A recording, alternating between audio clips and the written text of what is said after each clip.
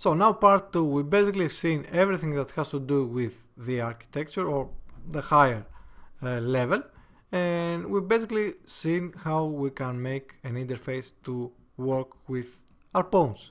However, we haven't seen yet how we can differentiate between our pawns. So let's start with the simplest one, which is going to be the miniatures. So the miniature behavior isn't really anything special. We just move them around, and if we click the right, if we hit the right click, we can rotate them. With F, we rotate or reset the orientation, and with C, we can simply keep copy pasting. Okay, simple enough. Now let's see our miniature. So we have our class, which is our pawn. Okay, and we're going to create a new one, which we're going to call miniature, or you can call it anything you want. Now, one thing to note is that it doesn't derive from mono behavior, it derives from pawn. Okay, so it takes from this class. If you remember, in our previous video, we've seen how we can use and why we are using basically virtual voids on all these classes, on all these functions.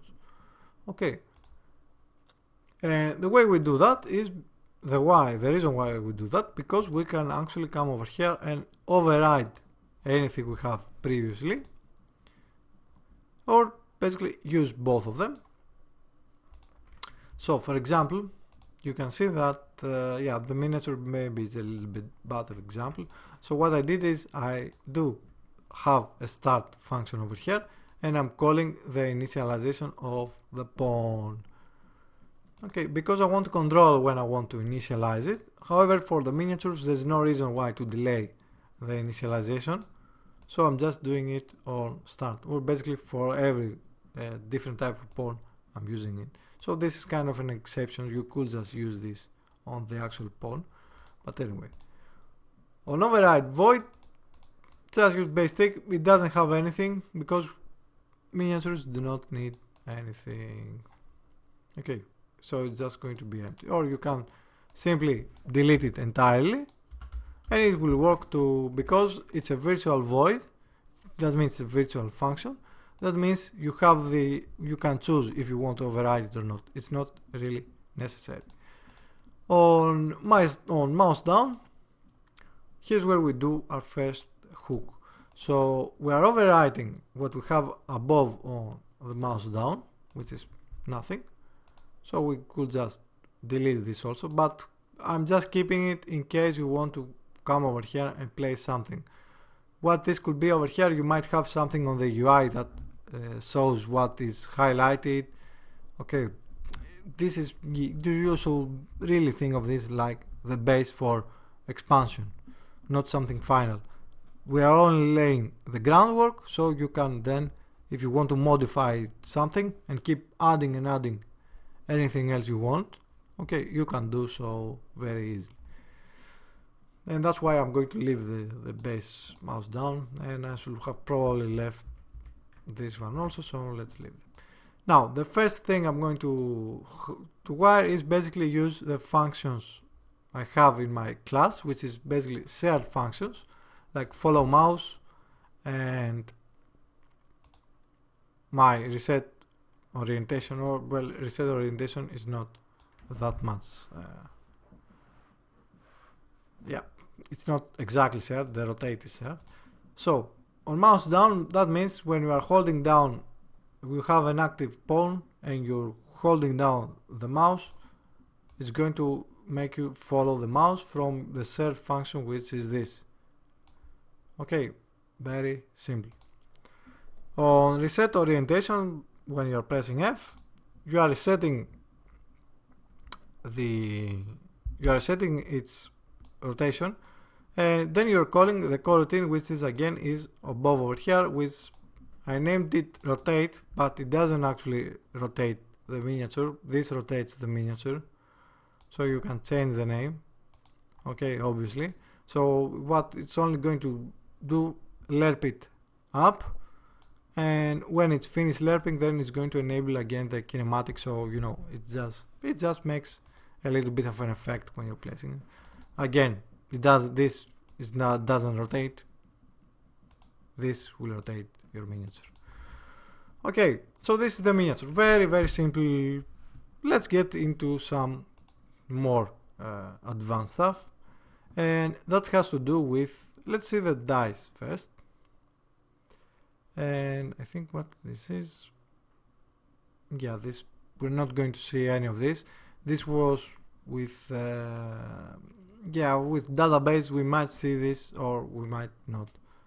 We have done this anyway already, so I'm not going to go too much into detail or at all. And yeah, so let's go into something more advanced. For example, the six-sided dice. We have our miniature. Okay, we've seen this. It's really nothing. We could just reuse everything inside the pawn, to be honest, and just use those as default.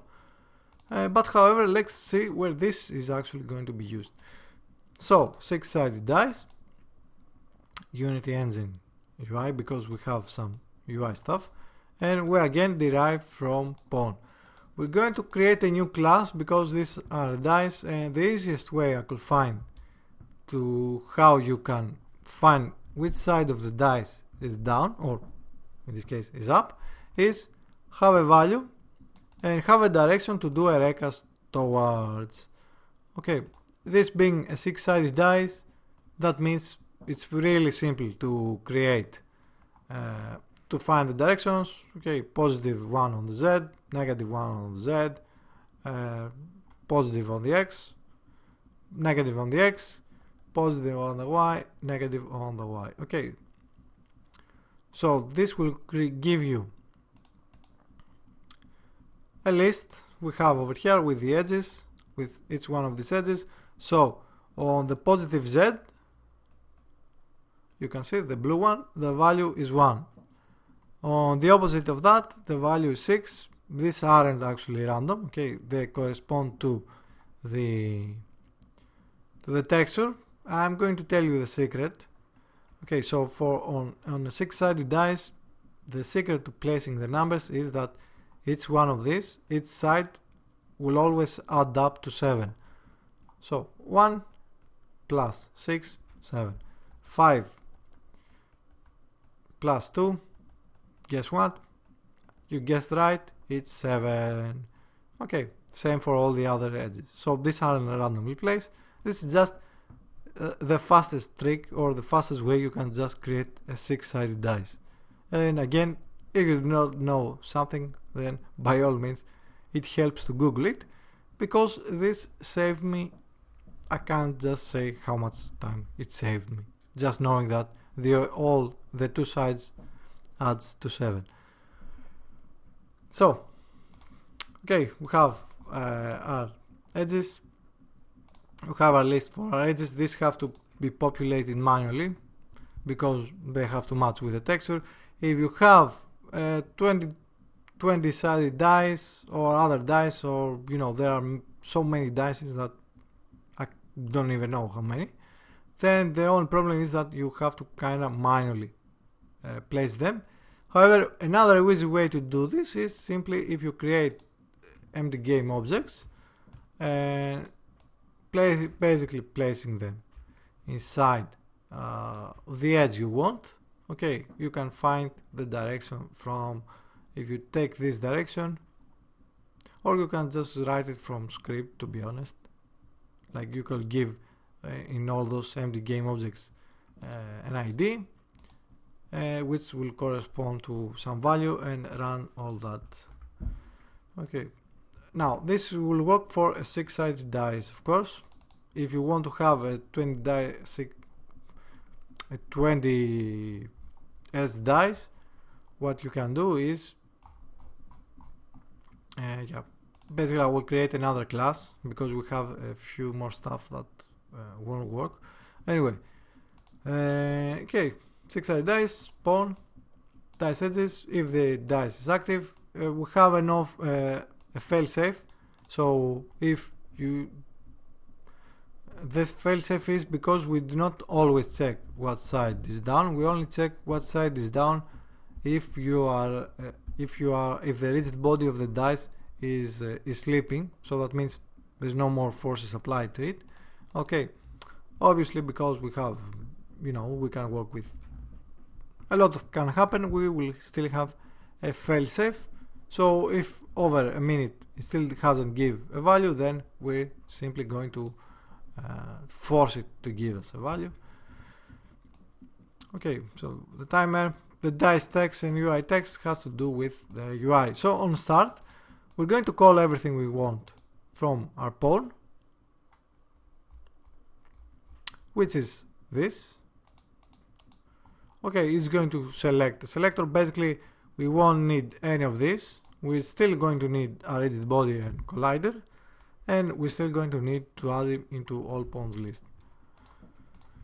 So we're going to create, we're going to load from our resources the dice text, which is just a text. Oops, come on. Which is just prefabs, utilities, resources. Okay, let's drop both of these into the canvas, and let's click. It's this little number. Let's actually make it a little bit higher, I guess, and let's do the dirty thing, change the scale.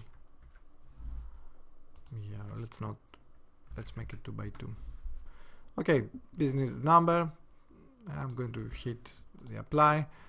This, I think, yeah, it doesn't have actually anything on top of this. This is dice text. The particle pawn UI though has,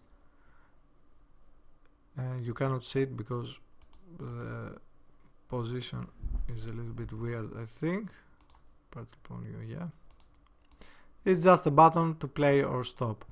Okay, it has a button, has the your text, and it has particle pawn UI, which basically when you are initializing it, you are passing the class of particle pawn, and you're passing it over here. You also, if you haven't assigned the text, it's going to go and look on the children to find it, and when you're hitting the button, you're basically playing the particle. And on update, okay, so this we pretty much know.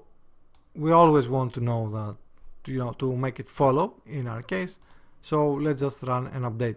If you do not want to always follow the mouse, or make it only enable when the mouse is on top of your token or something like that, then use the update master, which we've seen on the previous video. Okay, so that goes it. So let's go back to over here. So we load our prefab for the dice text, we instantiate it, we find or we set, basically we find our UI text. Come to think of it, no, we can't not come to think of it, we cannot change this. We find this from over here, we parent it under our world canvas, and we disable it. We say, since the dice is probably active, or it's on the air, so we say active dice is true, and then we run a register update. So we're saying that we want this dice to run its update function. On deactivate, so basically when we're resetting or when we are stop holding our dice, no, I want this.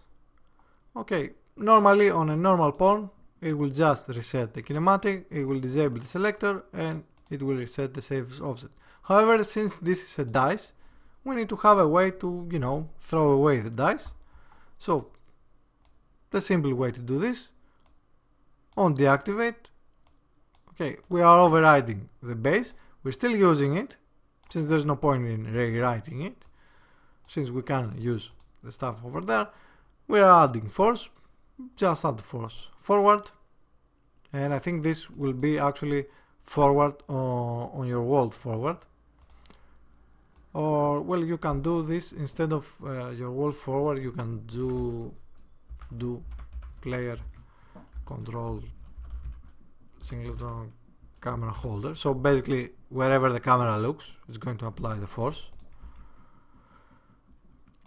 Okay, we are also adding a torque since this is also dice, and we're saying the dice is active, and we reset the timer, the failsafe timer. Okay, so on tick, the base tick is empty, so you can delete it, you can leave it anyway. We are going to run our dice logic. So for our dice logic, it's basically checking if the dice is active, and if the rigid body is sleeping, we're going to look for find the value to see which value is facing up. We're going to unregister the update because there's no need to keep tracking of what the dice is looking. The rigid body is sleeping. That means there's no forces anymore applied to it. It's not moving. Okay, and we say the active dice is false.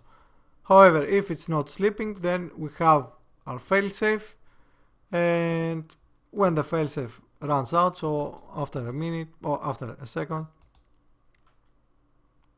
actually, yeah, maybe a second is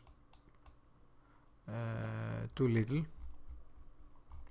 So let's make this something like, let's go with 320.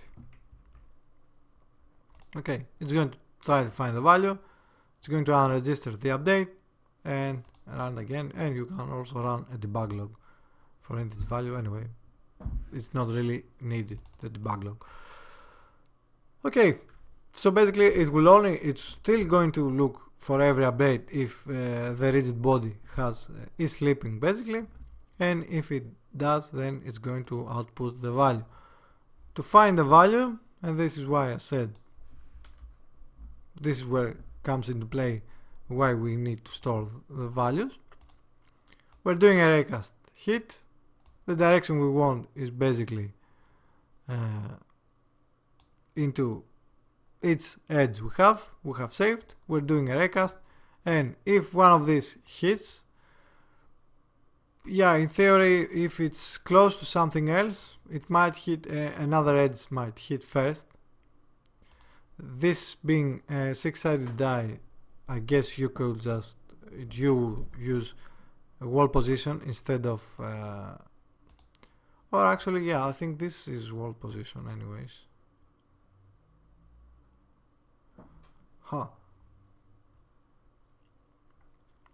Anyway, this works, so let's keep it like that. Anyway, okay, it does from each side, it does a raycast, and if it hits something on the raycast, then either the value you are looking for is 7 minus the value that is facing down, and this will give you the opposite, and you are passing the UI text. Now, as I said, keep in mind that this is yeah, this will hit on everything. So what you can also do is just simply add the layer mask and filter out the pawn, so it's only going to hit the ground. So it will only give you if it hits the ground. So that leaves you with something if it hits on the wall first, and direction that hits the wall first, then you might have that problem. Okay, but again, this is a problem to worry about another day. So that's how you find also the value, and we have our dice logic. Now, the only thing you need to keep in mind is that you see this on mouse over, on mouse exit, and mouse over exit. These are actually monobehavior functions, and it has to do with if you have a collider, you can run actually one of these functions. However, the logical thing to be will have been to use them on the pawn, but yeah, Unity will not run anything if it's on an upper class. It will run these behaviors only if they are in the class, in the class you are using. Okay, so on mouse over, what this is going to do is going to find your screen point, or basically it's going to find your item, and it's going to place the dice text, which writes what name you have on top of it, and it's going to output and place it on top of your game object. Okay, it's going to enable it. Find value. In case you do not, if you're not sure if it's the correct value the dice is showing, then you can redo the find value. Okay, this will happen for no, I think this only runs once, so you are good. Okay, on mouse exit, disable the dice text, or mouse over exit. Yeah, I think this actually might never run, so you can delete it. Okay, on mouse exit, then dice text, you are disabling the dice. So that's it for the dice, and we still have to see the particles.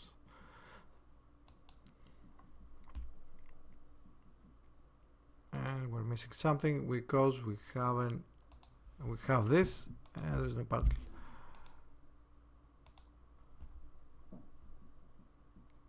Okay, so when you're holding the dice and you're throwing, and you can keep throwing another dice and another dice, or you can select all of it, and you can see that because I select all of it, and that went down the drain. Because I select all of it and I'm leaving the box selection, then they run the logic when you are deactivating them. Now, let's see the funnier ones, which has to do with the particles. So there is two types of particle pawns or tokens, or call them whatever you like. There is one shots, which is the explosions. Okay, that will basically run your particle once. And there is the particles that has to do with that do this basically, that we can open and close. Now these particles again are from particle system. Okay, you can get them over here. One thing to note for this is that the game object, the particles will be the first one under the first child under the hierarchy, and all the other particles are play on awake. So to enable these particles, you simply need to open and close this game object. Okay, this is set by default, so you do not have to really worry about it. Just use this as their base. Yeah, so just you add the first game object as the particle, and then just add the script over here. So let's see the particle pawn explosion. Before we see the particle pawn explosion, we're going to actually see the particle pawn class, which is this. You can see that it takes from the pawn class and it has its own behavior. So on start, it's going to go and look for a particle holder, if you haven't assigned one, of course. It's going to initialize it, and then it's going to initialize the particle pawn. To initialize the particle pawn, it's going to first close your particle. It's going to load from the resources the UI, which is, does open and close. It's going to instantiate your object or your UI, your UI object. It's going to parent it under the canvas, and then find the particle pawn UI and initialize this also. Okay, very, very simple. And reset orientation, it does the same as the miniatures. You can see that the six-sided dice doesn't have a reset orientation, okay, because obviously it's a dice or a die. And yeah, on mouse down, it will do the same, follow mouse, and it has one extra function, which is also a virtual void, which is play particle. So what it's going to do, it's going to disable your previous particle and it's going to re-enable it. So if it's the explosion, this will play just nice, because the explosion basically always stays open, okay, because it only runs once. However, yeah, to play it again, we're simply disabling it and enabling it again. Now, this is the base for our particle pawns. Let's see if we wanted to add something special though. So this will work, but it will only work for the explosion that plays the particle. But you can see that I have an extra behavior that basically adds the centrifugal force we have onto our player control. Okay, so let's see how to do that. Instead of using the particle pawn, we can create another class which we're going to call explosion particle pawn, which all it does is, okay, we have some variables we can use. We still take from particle pawn. We have explosion force, we have a radius, and we're basically going and overwriting from our base the play particle. We're still going to use because we want to play the particle, of course. Okay, but we're going to also add player control. Okay, add centrifugal force on all pawns, and it will basically look for each pawn it can add. It will add the force, explosion force, basically on the center. Okay, so I hope that you can understand how inheritance can be pretty useful. So for example, if we wanted to do all of this without inheritance, we will have to create many more scripts, and we will have to create basically for each one of these types different script.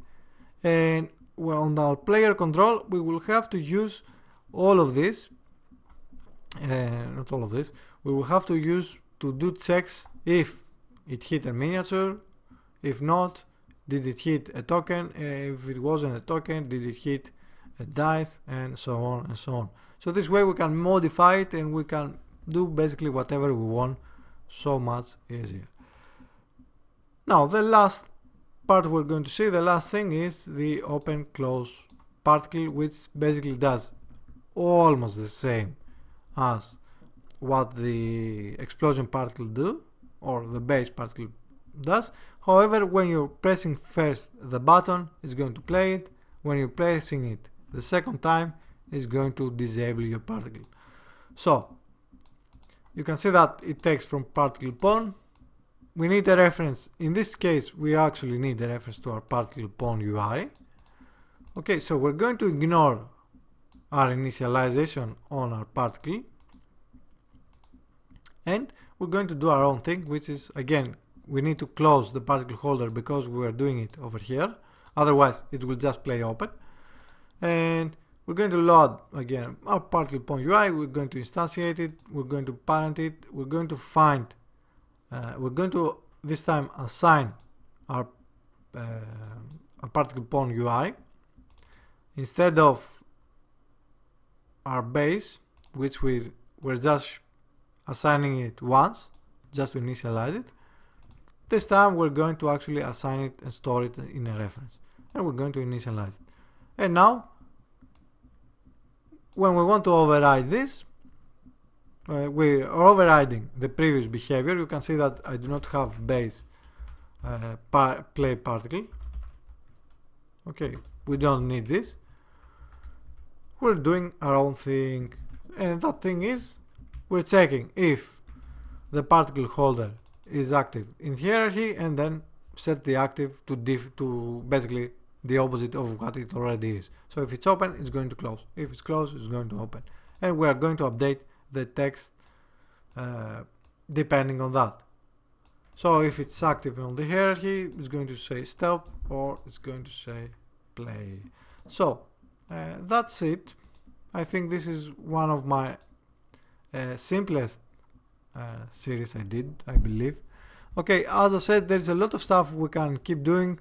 We can make stuff like pawn organization, for example, how you can create all this, use asset bundles. But as I said, we have done this quite a lot of times that I felt it will have been a little bit tiring.